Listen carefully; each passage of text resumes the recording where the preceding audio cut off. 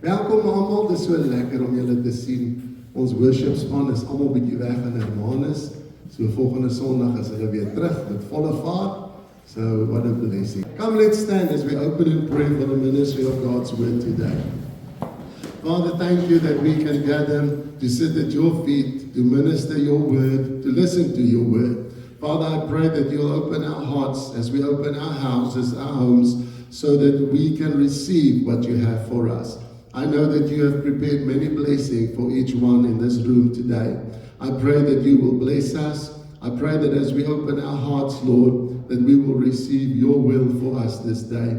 And thank you that we will also hear your heart concerning your word. In Jesus' name, amen. Sê vir die persoon langs jou, jy lyk aan goed vanmôre. Amen. Julle lyk pragtig. God bless you. As Michelle mentioned, it is the launch of our D4J where 17 churches will work together as we just in unity reach out to our community, where our community will see how wonderful it is to serve God together. So ons thema's skrif is Joshua 24 vers 15, maar ek wil ook vers 14 lees. Luister wat sê die woord. It says in verse 14, Joshua says to the people, he says, fear the Lord. In other words, honor God, respect God, search God, look for God, seek after him with all your heart. And then it says, serve him with all your heart. Then verse 15 says, but if you don't want to serve the Lord, choose today whom you want to serve. But as for me and my house, Joshua said, we will serve the Lord. And I just love that. You know, serving God is a choice. You make a choice. For me and my house, we will serve the Lord. As we spend time over the next 4 Sundays, we will look at 4 different subtotals concerning our theme. And today we're going to look at Martha's house. Her house represents a place of work. We're going to look at what Scripture says, how important our work is every day. Now, when I talk about work, I don't just talk about where we wake up, where we get in our cars and we drive to our workplace. I'm talking about your home. I'm talking about your family, where we live. I mean, have you noticed there's things to clean up, there's food to be made, there's a garden to be kept, there's a car to wash every now and then. All of these daily things is part of the work that God has given us. And I'm going to show you how our work that represents Martha is a blessing. And both what Martha did in her house was to prepare for Jesus to enter her house. If it wasn't for her hard work, we will look at that scripture in a moment. The Bible says she prepared a big dinner. So it was evening and a lot of people came. If it wasn't for her preparation, her hard work, how was it possible for Jesus to enter her house and touch so many people? So our work, what we do daily, counts, and it is important. Next Sunday we're going to look at what Mary did, spend time at the feet of Jesus. We don't want to say that the one is more important than the other, but both, and a balance is important to be found in that. And then the third Sunday we'll talk about God's house and how God has called us to build his house, his church. And the final Sunday we're going to look at open house, how we reach out. And part of that is where we invite you, if you can't make it on a Friday, at least somewhere in the week. But remember, every Friday during the day, we fast. Amen. And it's such a blessing. But then we want to feast, spend time with people. So invite someone to your house, have a meal with someone, and just celebrate the gift of being together, being friends with one another. So our theme for today, as I said, is Martha's house. Let's turn to Luke chapter 10, and we will read from verse 38 about our story today. As Jesus and the disciples continued on their way to Jerusalem. Notice they were on their way, journey to Jerusalem. The Bible says they came to a certain village where a woman named Martha welcomed him into his home. And that's our theme, open house, welcome you into our home. Open our doors so that we can have fellowship, connection, build friendship with people around us. And that's really a great privilege, to connect with people, to love people. And the more time you spend with people, the more you realize how amazing they are. Amen. And how you just love having people in a part of your life and around you every day. And the Bible says she welcomed Jesus and those who was with him into her house. So she prepared something. Her sister Mary sat at the Lord's feet listening to what he taught. Martha was busy with a big dinner that she prepared. And she came to Jesus and said, Lord, doesn't it seem unfair to you that my sister sit here while I do all the work? Tell her to come and help me. Notice, she's talking about work.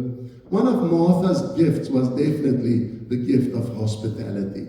To prepare, to have people in her home. What is your gift? What is the gift that the Lord has given unto you? Dalk is jy goed met syfers, dalk is jy goed met pasiënte, dalk is jy goed met leerders, met skool. Ons almal het 'n gawe, want ons werk, ons passie is daaraan gekonnekteer. En dit is baie belangrik, dat jy besef vanoggend, dat jou werk, daai gawe wat die Here vir jou gegee het, so belangrik is in die groter prentjie vir wat hy vir jou het. Nou, baie mense werk net om 'n salaris te verdien. Dit is een van die Here se maniere om voorsiening te bring, maar dit is nie ons werklike doel nie. Die doel van 'n werk is 'n platform vir waar ons koneksie kan hê met mense. Ons harte oopmaak, ons deure oopmaak, sodat ons vriendskappe kan bou. 'n vreemdeling is 'n vriend wie jy nog nie ontmoet het nie. Meeste van julle wat hier sit, toe ons die gemeente begin het, jare terug, het ons niemand van julle geken nie, behalwe daai ry van Bloemfontein. Maar die res het ons nie geken nie. En oor die jare het ons uitgereik, vriendskap, ons huis oopgemaak, en julle dieselfde teenoor ons, en daar het 'n verhouding daar as gevolg van plaasgevind. So, and it's the will of God that each one of us, that's how we will reach our community. That's how we will do that, through opening our hearts, opening our lives, and just welcome new people into our lives. So Martha had this gift, and this was the gift of hospitality. Notice the Bible's mentioned in this passage that she worked hard, to the point where she complained about her sister doing nothing. But I don't want you to think that she was wrong and Mary was right. We have to, as Judy also mentioned in the prayer slot, that we have to find a good balance. Amen. So dat ons besef dat om hard te werk is ook belangrik, ook om so dan aan die voete van die Here te sit. Nothing is wrong with serving, as Martha did, when she made that decision to help people. The Bible says, and I want to mention this, that God is a God of order. How does God keep order in all sphere of life? Through work, through serving. Hoe werk 'n munisipaliteit? Wanneer mense werk en hulle diens lewer, dan werk dit. Dan is daar orde. Jou liggaam is ontwerp om te beweeg. Wanneer jy genoeg beweeg, dan beweeg en dan is daar konstante krag en sterkte in jou liggaam en jou liggaam bly werk. Amen. Ons het destyds gesien met my skoonpa se groot ongeluk, hoe na slegs 7 weke op 'n bed lê, dat hy nie eens meer regop kon sit nie, fisies, moes hulle hom van voor af leer om te sit. Ek was verbaas oor hoe gou 'n mens se liggaamsspiere nie meer werk nie. En so, die Here het selfs ons liggaam ontwerp, dat hy aanhoudend moet beweeg, met ander woorde werk. Werk is nie 'n vloekwoord nie. Werk is nie deel van die sondeval nie. Ek wil hê dat jy besef dat werk is deel van God se seën oor ons lewens. Dit is deel van die verantwoordelikheid van God wat orde deur ons handhaaf in elke aspek. When the home is neat and tidy, there's order. When everything is upside down and it's untidy, mom is unhappy and there's no order. So in everything that we do concerning what we work, God brings and sustains order. The Bible says God is a God of order. So our work is connected to the order that God has in store for each one of us. And it is such a privilege to be able to do that. As I've mentioned, if it was not for the hard work of Martha preparing beforehand, and she had to go out to buy what was needed to prepare that big dinner, it was a big dinner, a lot of people went with Jesus wherever he went. If it was not for that, so sou Jesus nooit die voorreg gehad het om hom na huis te kon bedien nie. So ons werk bring die grondslag vir wat die Here in ons lewens beplan. En dit is geweldig belangrik om dit te besef. Martha was busy, very busy, and preparing for what God has for us. Our community works, our family works, even nature works. If you look at nature, how the purpose, the work of each creature that was created by God has a specific function. A little ant, what the birds does, what the animals, what they do. Elke ding het 'n orde. Die leeu sal die bok vang. En dan nadat hy gevreet het, sal die hyenas eet en die jakkalsies. Dan kom die aasvoëls. So het alles 'n orde waarin alles werk. En elke spesifieke ding wat geskape is, het deur die Here, elke een van hulle het 'n spesifieke werk in die vervulling van hierdie orde van God. And exactly in our lives, with our family, with the friendships that we have, it is all there to fulfill what God has for us. So this order, this work that we do every day is very, very important. If we go to Genesis chapter 2, verse 15, the very creation where God created Adam and Eve, this is what the Bible says. The gift that the Lord gave them was to maintain order. Listen to this. Genesis 2:15. And notice this was before the fall of sin, before the disobedience. So your work, my work, is part of the blessing, not part of the curse. Amen. Genesis 2:15 says, the Lord God took man and he placed him in the Garden of Eden to work and to take care of it. Amen. So it's a privilege to work. It's a privilege to take care, even today, in our homes, around our garden, our vehicles, clean, and you're on your own, on yourself, to be clean and work on yourself. Genesis 3:19 says, the Lord said, so by the sweat of your face, you will eat your food. So that is God's will, God's plan for us, to work. So it's part of the blessing. And that is what he has for us. Solomon says in Ecclesiastes 3 verse 22, I have seen that there is nothing better in this life than for a person to rejoice in his work. Now, as I said, if you're retired and you don't have a work where you go to 8 to 5, you still have a work, a responsibility in and around the house. Maybe you are waiting between jobs, trusting God for a new job. You still have a work, still clean, still cook, still work every day. And you know, the worst thing in life is to wake up in a day and have nothing to do. Our work is connected to our purpose, our goal, our calling, our gifts. And it's a privilege to wake up every day thinking ahead what is planned or what appointments you have for the day that is ahead of you. Amen. But to lay in bed in the morning, to know that you have absolutely no work, nothing to do, whether at home or to a workplace, that is not nice. There's no purpose towards that, connected to that. And that's how God designed it, for us to be excited. So don't look out and don't say, oh, only 365 more weeks, then I'm going to retire. Only 219 days, then I'm done. No. Thank God for your work. Thank God for what He has given you. It might not be the perfect work, but you are blessed to have a job. And make up your mind, change your mind to enjoy it, to be thankful of it, for that. Amen? En dit is hoe ons gesindheid moet wees. Here, dankie dat U my geseën het met 'n werk, wat ek kan my besig hou, my doel vervul en net soos Martha my deel kan doen in U skepping. So these things are very, very important. So baie mense dink dat eendag wanneer ons hemel toe gaan, gaan ons op wolkies daar rond drywe. Glad nie.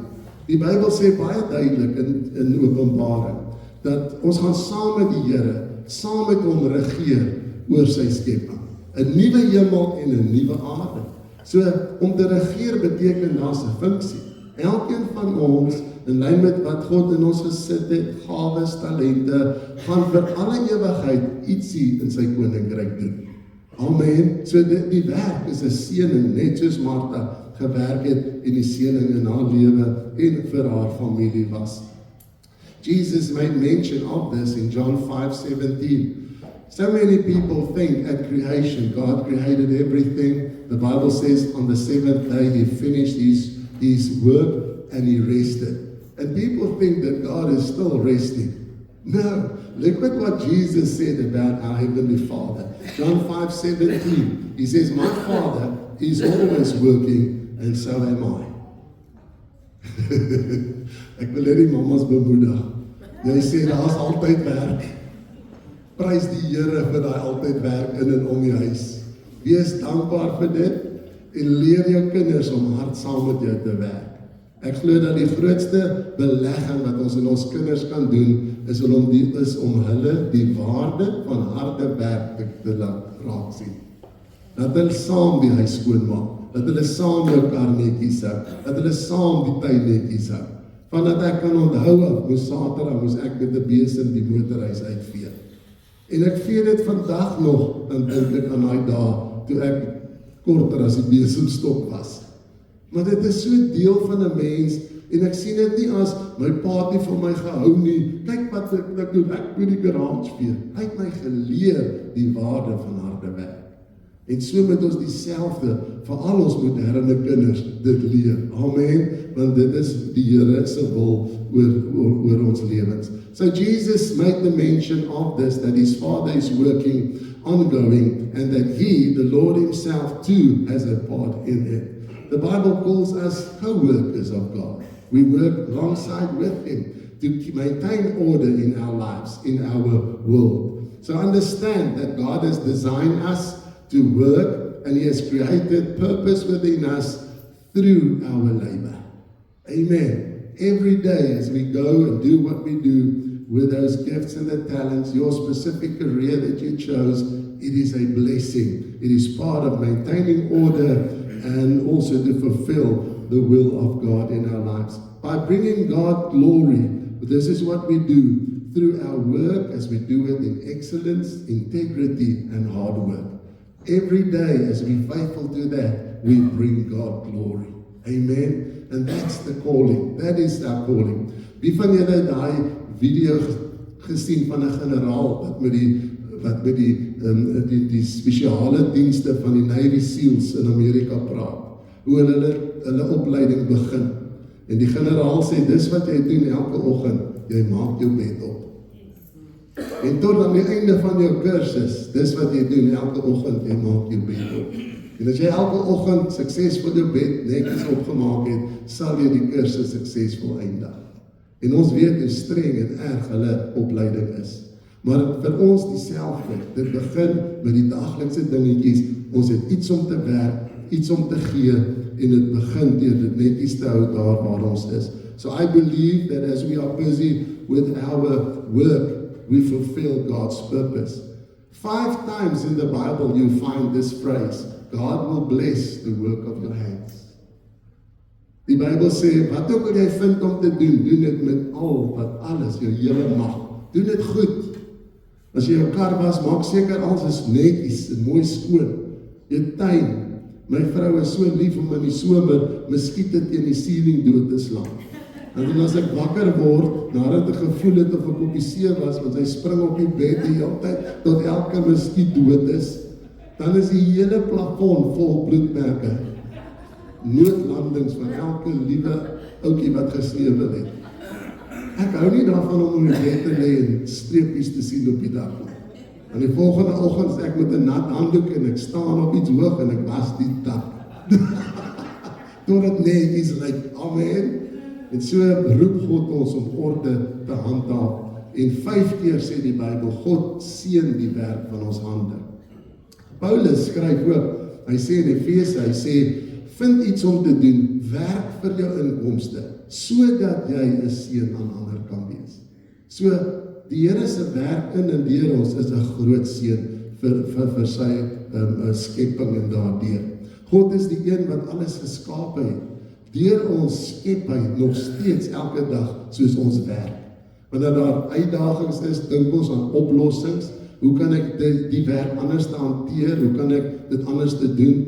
Nog steeds skep die Here daai kreatiwiteit deur ons elke dag terwyl ons werk, soveel jare, duisende jare nadat hy alles geskape het wat ons sien. So a good question at this point is, why does our work matters to God?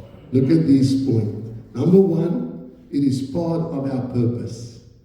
As a human being, as I said, your body needs to move, work, so that it can keep on working. Wherever we go, the purpose of God for us, as Martha was fulfilling in her calling, was to fulfill the human purpose. God said to Adam, I will place you in this garden so that you can keep it, work in it. Amen. In a marriage, if you don't work in it, it's not going to stay the same. You got to, everything we do in life, you have to work at it. Amen. And as you can maintain and continue in it, you will have good success. You will enjoy your purpose in that. So understand that work matters. What we do for our family every day, what we do at our workplace, where we live and how we do life, the work that we do matters. Joyce Meyer said the other day, she was pushing the trolley from the grocery store to her vehicle. And she thought, I'm just going to leave the trolley right there. And the Holy Spirit says to her, no, take the trolley to the trolley bay. En so nou elke keer as ek 'n trolley stoot, dan hoor ek die Heilige Gees sê, gaan sit die trolley in waar hy moet wees. Want ek wil hom hier agter die pilaar wegsteek hier naby die kar. You know, and it's in the small things that we need to be obedient. To do, even if no one sees that. That's integrity. To do what is right and do it in excellence. Amen. And then God will bless the work of your hands. That is our call. The other thing, the reason why God says that work matters to him is, as I explained, we keep order because he's a God of order. In all that we do, there remains order in all aspects of life. The number 3 reason is we serve because we love. I don't mind serving my family. I don't mind serving those 3 grandkids of ours. I just love it. So what is behind me working and going beyond being tired, beyond feeling stiff when you have the grandkids with you, when they say, Oupa, staan op, kom sit hier by my. Herman sê altyd, Lila sê nou vir haar, Oupa, kom sit by my op die grond. Nou vir 'n oupa in die 60 om op die grond te sit, wat baie. Die opstaan is ook baie moeite. Maar jy doen dit, wat is daar agter? Liefde. So we love to serve, we love to work. When you go to work tomorrow, I want to challenge you. Thank God on your way when you travel there for your work.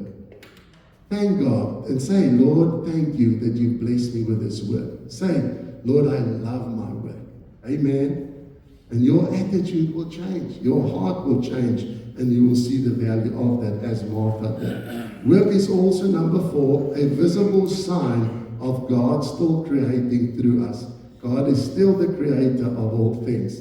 And he still does that every day through our daily work. Isn't that beautiful? Number 5, it is the opportunity to disciple people.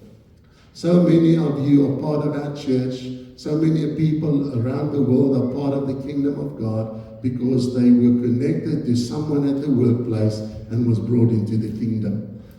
Worship, friendship, evangelism. The harvest field is where we go to every day, that workplace. And as we do life together, as Paul said, follow me as I follow Christ. And at the work, you have the opportunity to show Christ. Remember, the Bible says that the letter of Christ is written on our hearts. People read our life. The Bible says we are sweet-smelling fragrance of Christ wherever we go. So people see the difference. In school, in a vast university, at workplace, people see that with family. And so the connection of work is also a tool for us to disciple people. Number 6, and I love this and I believe this, that our time spent on earth, the work that we do, is part of our internship for eternity.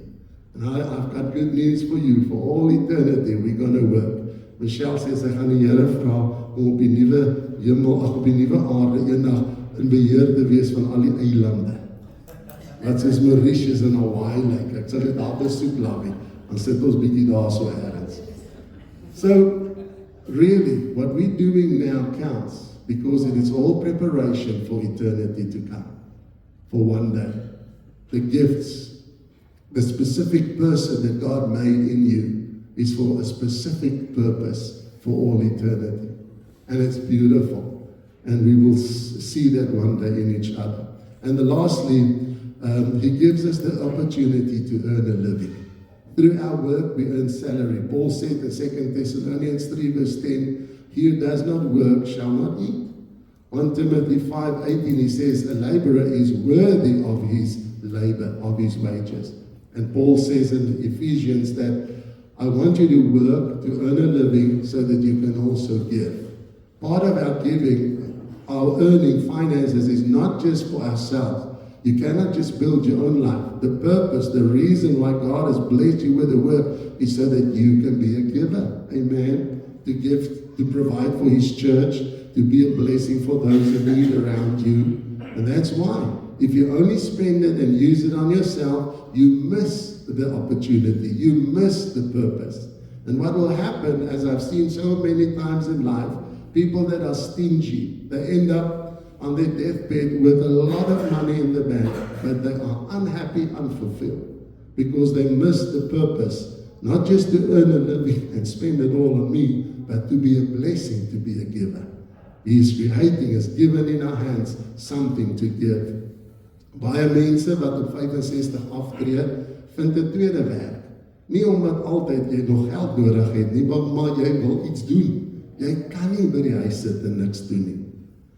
Hulle doen 'n navorsing by universiteit in Amerika, dat hulle vind uit dat mense wat baie geld in die bank het, wat teen die see ergens gaan bly, as hulle jonk in die 60's is, gaan baie vinnig dood.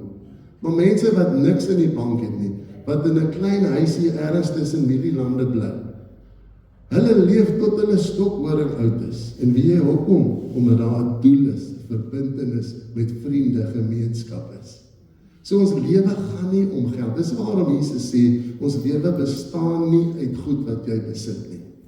Jou lewe bestaan oor God lief te hê, koneksie met ander mense, die lewe saam te doen, en mekaar te dien, te werk, net soos Martha gedoen het in haar dag.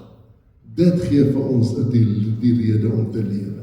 So baie mense vat dan 'n tweede werkie, wat ook al dit is, dis die statistiek van Suid-Afrika, en om en by hier by 78 plus minus, hou hulle dan heeltemal meer op werk, en is dan rustiger. Pastor Waltie Snyman van die Lighuis, jammer, Pastor Waltie Snyman van die Lighuis het nog elke Sondag voldag gepreek tot 84, en hy gaan nog steeds aan. Amen. Want dit is 'n doel. Hoekom moet mense by die huis sit en op 'n werk? Ek lees nou die dag 'n getuienis van 'n oomie in Amerika. Hy's nou 90.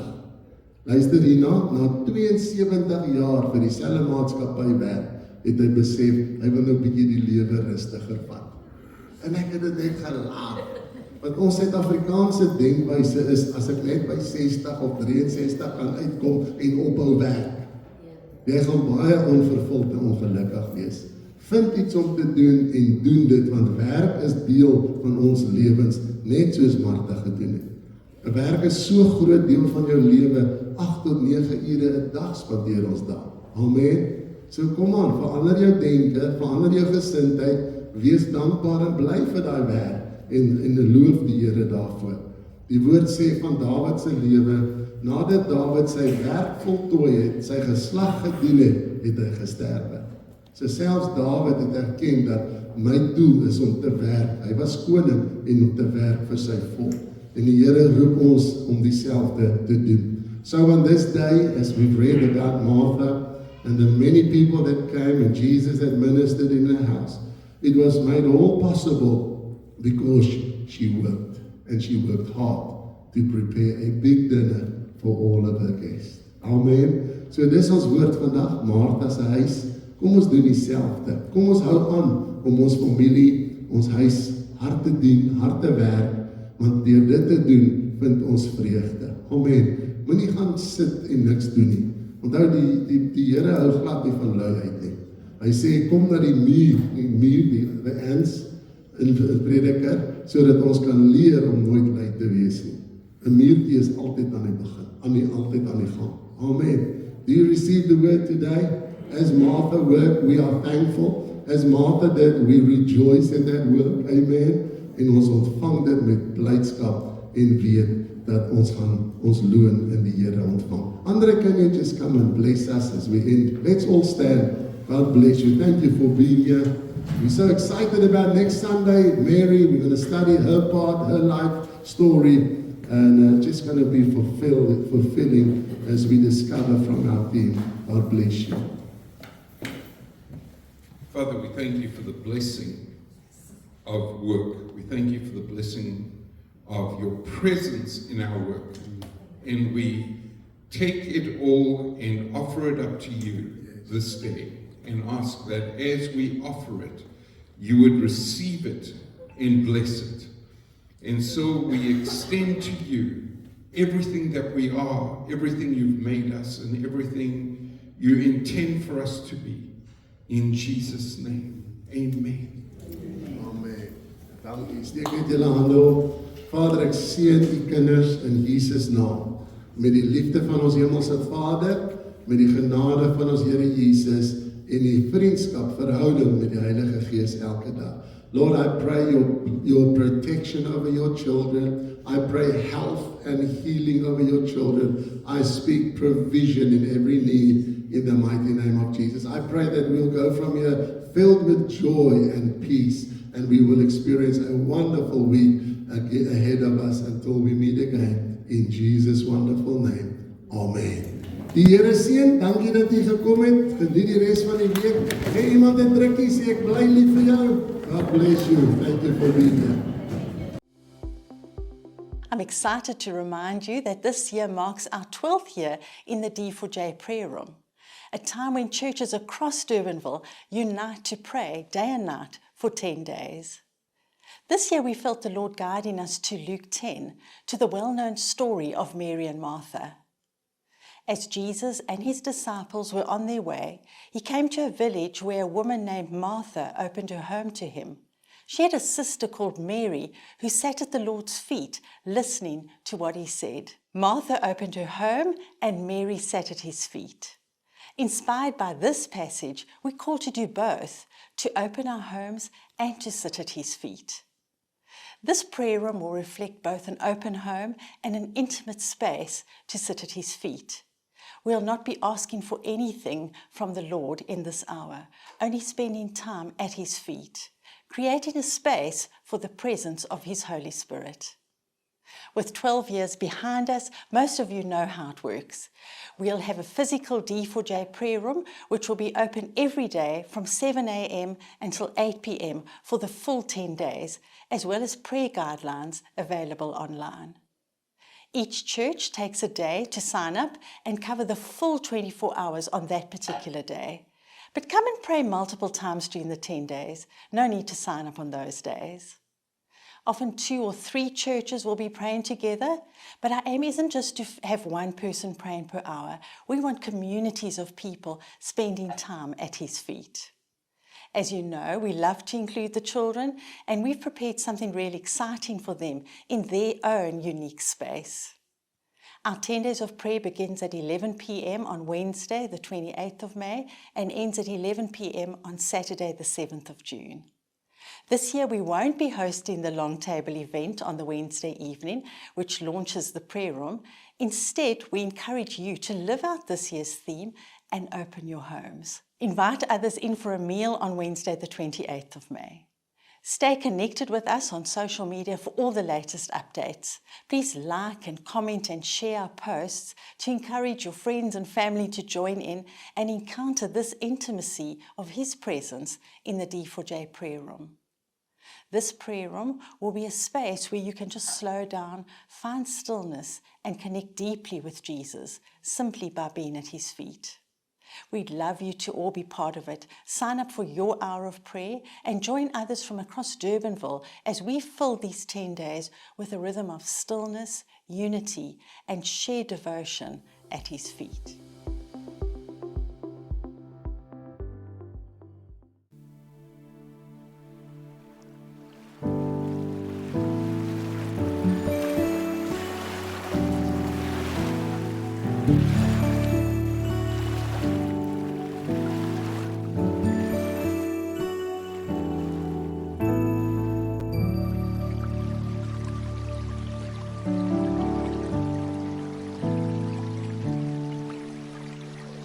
I saw water pouring out from under the temple porch to the east, and led me around the outside to the gate complex on the east.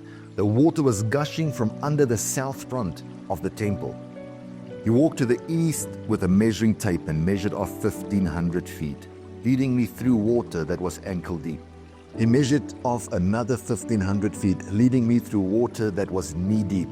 He measured off another 1,500 feet, leading me through water waist deep. He measured off another 1,500 feet. By now, it was a river over my head, water to swim in, water no one could possibly walk through. He said, "Son of man, have you had a good look?" Then he took me back to the river bank. While sitting on the bank, I noticed a lot of trees on both sides of the river. He told me, "This water flows east, descends to the Arabah, and then into the sea of stagnant waters. When it empties into those waters, the sea will become fresh. Wherever the river flows, life will flourish, great schools of fish, because the river is turning the salt sea into fresh water. Where the river flows, life abounds. Fishermen will stand shoulder to shoulder along the shore from En-Gedi all the way north to En-Eglaim, casting their nets. The sea will teem with fish of all kinds, like the fish of the great Mediterranean. The swamps and marshes won't become fresh. They'll stay salty. But the river itself on both banks will grow fruit trees of all kinds. Their leaves won't wither. The fruit won't fail. Every month they'll bear fresh fruit, because the river from the sanctuary flows to them. The fruit will be food, and their leaves for healing."